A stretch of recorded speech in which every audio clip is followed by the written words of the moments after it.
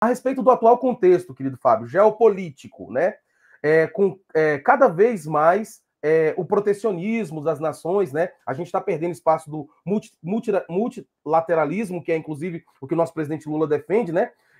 A fissura nos formatos do multilateralismo, nós falamos, né? E a completa falta de empatia, Fábio, falta empatia nas lideranças globais, né? Na maioria das lideranças globais, né? Que é o caso bastante emblemático do presidente Donald Trump. Qual seria o seu trabalho para enfrentar as violações de direitos humanos que brotam desse, digamos assim, desumanismo latente, e em que medida você, de alguma forma, vai entrar em colisão com o Donald Trump? Não digo o Donald Trump diretamente, mas esse tipo de semântica, esse tipo de comportamento geopolítico, dessa ação política que no fundo, estimula violação de direitos humanos e opressão dos sujeitos. Marconi, acho que tem duas coisas importantes, né, que decorrem aí da sua fala, né, que são, primeiro, países, né, se voltando contra os órgãos multilaterais, né, e aí a própria comissão pode ser vítima disso, não sabemos se será ou não, né.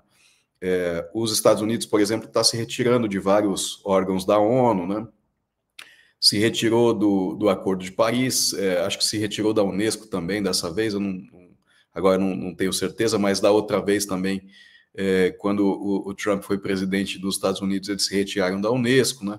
Então, esses espaços internacionais que foram construídos durante décadas, depois da Segunda Guerra, eles passam a ser esvaziados por países que estão adotando essa retórica, né, um pouco mais soberanista, né? A própria Argentina também é um país que tem se retirado de alguns fóruns importantes, né, rompendo um pouco ali com a colegialidade dos países do Mercosul, às vezes, em alguns debates comerciais, né, e querendo buscar alinhamentos bilaterais, quando, na verdade, a ideia do Mercosul é que esses países da América do Sul pudessem negociar em bloco, né.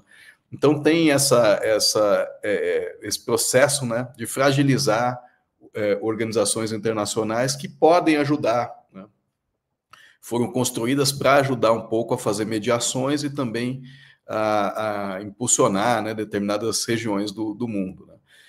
E a segunda coisa é essa questão realmente da hostilidade aos direitos humanos, que está presente em muitos desses projetos políticos, né, a ideia de que direitos humanos são responsáveis por um declínio moral das sociedades, que se levou longe demais, né, algumas preocupações com igualdade, né, fala-se em meritocracia como uma forma, por exemplo, de se excluir, né, ou de se legitimar a exclusão de pessoas negras, né, de universidades, né.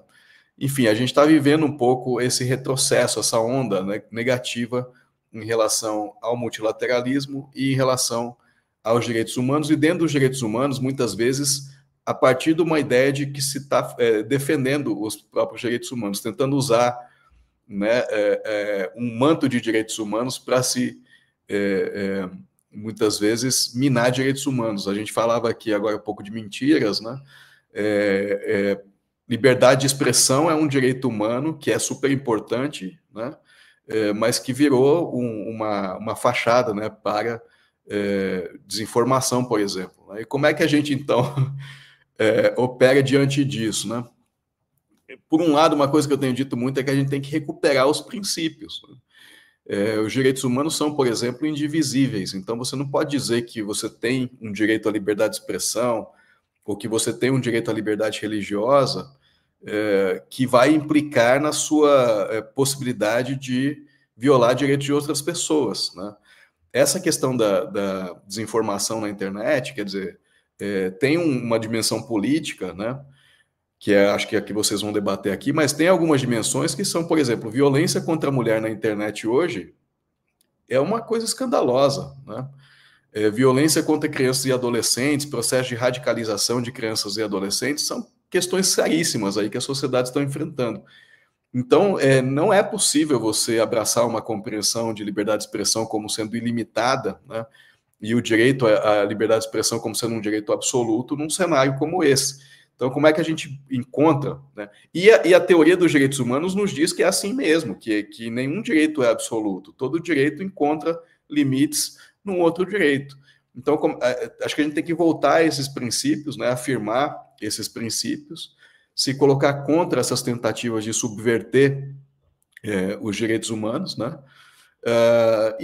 mas também fazer alguns diálogos, né, que eu acho que não há como também ignorar, né, que esses setores mais conservadores ganharam uma presença maior na sociedade, então a gente tem que realmente dialogar, né, dentro da comissão, com os estados e com a sociedade civil, né, para tentar fazer prevalecer aí um mínimo de bom senso, né, e um mínimo de humanidade em relação a muitas dessas questões.